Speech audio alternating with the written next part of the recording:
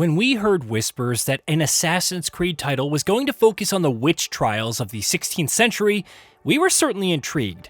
Project Hexe was positioned as a departure from the franchise's recent RPG-based titles, and was one whose setting would definitely fit within the franchise's overarching conflict between the Assassin's Brotherhood and the Templar Order. We remember saying it could be a perfect way to examine the period's nuanced discourse, and that such insights would do wonders for its setting. But that was 2 years ago, and with recent news about leadership shuffles, team restructuring, and a pivot back to more grounded approaches instead of the game's purported supernatural direction, Project Hexe seems like it's trying to find its stride again after a seemingly solid start. The good news is that it isn't cancelled, and that it's still being touted as a darker, more narrative-driven adventure. The bad news is that its fate might be tied to the developer's own misfortunes and a massive loss tied to the recent cancellation of 6 projects in development. So what's going on with this intriguing addition to the franchise's ranks? We're here to give you everything you need to know. Let's get started. An interesting experiment. Let's start with what we've heard about Hexe over the years. It was announced alongside Project Red, which we later learned was the codename for Shadows, which has been a very welcome trip to ancient Japan and a much-needed win for the genre. The early pitch was that Hexe wasn't going to be a Valhalla-sized RPG. It was an opportunity for the franchise to explore a new direction, one that was free of checklist bloat covering massive maps. It was interesting because Assassin's Creed has always been great when it's willing to experiment. Black Flag brought in naval combat, while Unity shook off a shaky start to be a title that explored how an assassin and a Templar could work together. Rogue took things a step further, giving us a look into how the Assassin's Order's negligence could drive one of its own to the Templar's doors. All of these titles flourished under the creative freedom that their teams were given, and the results are there for all of us to see. Hexe's integration into the Animus Hub and the fact that it was bringing in a new protagonist called Elsa were all rumors that had us very curious to learn more about it. However, the developer chose silence until the project was more rounded out, a decision that we'd argue is wise considering where we are today.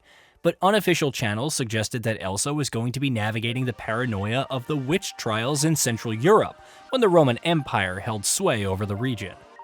She was going to have supernatural abilities, and the ability to possess her cat companion to sneak past enemy defenses. We felt that it was a great choice, allowing an assassin to fully lean into their abilities in a way that none of the others have managed to do so in the past, eagle vision and a few tricks aside.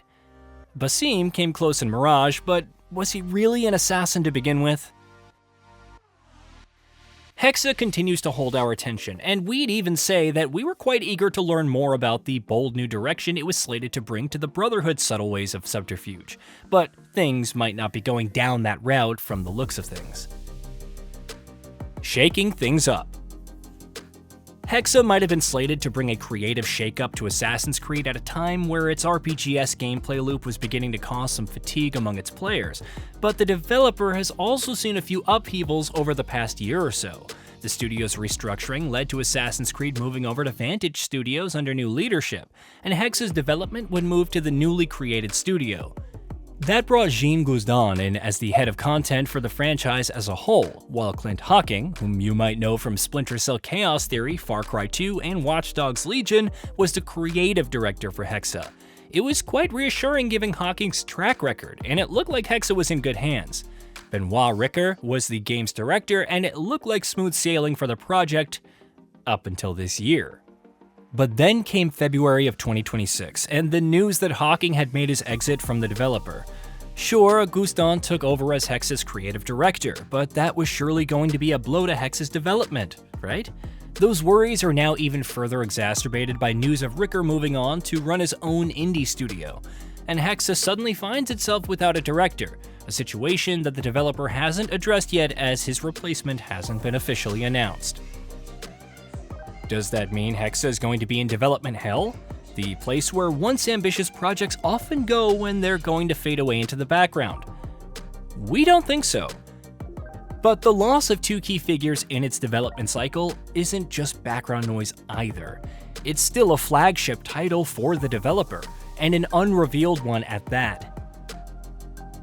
There's also the massive reshuffling of resources to consider, with reports that nearly 50 staffers who were involved in Hexe's development have since been moved to its interproject team. While the developer's official position on the news passes this off as a normal part of its business operations, the fact that it happens when priorities change is something that makes us worry about where Hexe is headed. There's speculation that it might not meet its June 2027 release window, instead being delayed to the holidays next year. But we did see how Shadows was delayed to bring a more polished experience to the table. Wouldn't a game that's seen a bit of turbulence in its development benefit from more time in the oven? Well, the answer to that is a tad more complicated than a simple yes or no. The Flight of Fancy. The changes made within Project Hexe's ranks are accompanied by rumors that the game might be moving away from a whimsical approach to its premises' supernatural elements to present a more science-based approach to showcase Elsa's bag of tricks. The best example for that is the alleged removal of her feline companion and her ability to possess it, similar to how Cassandra and Eivor were able to see through the eyes of their pet eagles. The more exciting witchcraft is now reportedly going to be framed as the effective use of scientific principles, while the game's settings showcase how ordinary folk could perceive such things as supernatural, which in turn lets Elsa use fear and misdirection to her advantage. We think that it's a solid approach, but could turn out to be a double-edged sword. Let's talk about the pros first. A more grounded approach would certainly fit the game's narrative framing while also fitting well within the franchise's broader narrative.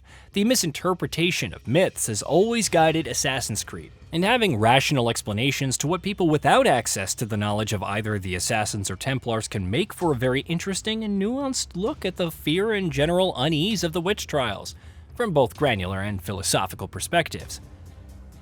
Hexe has the potential to be distinct, and potentially so different from what has come before it, but the new direction it seems to be taking could dilute the novelty to a large enough extent to make it less fun. We're not worried about Hexe becoming more grounded. We're concerned that it's becoming less fearless, a facet that has made several Assassin's Creed games feel less because they play it too safe. But there's also developers' positions in the gaming industry to consider as the last piece of the Hexe puzzle. A precarious position. The developer's restructuring, the backlash it has been facing, and the fact that its market cap is very low are all factors that could have brought on a more safe direction for Hexe.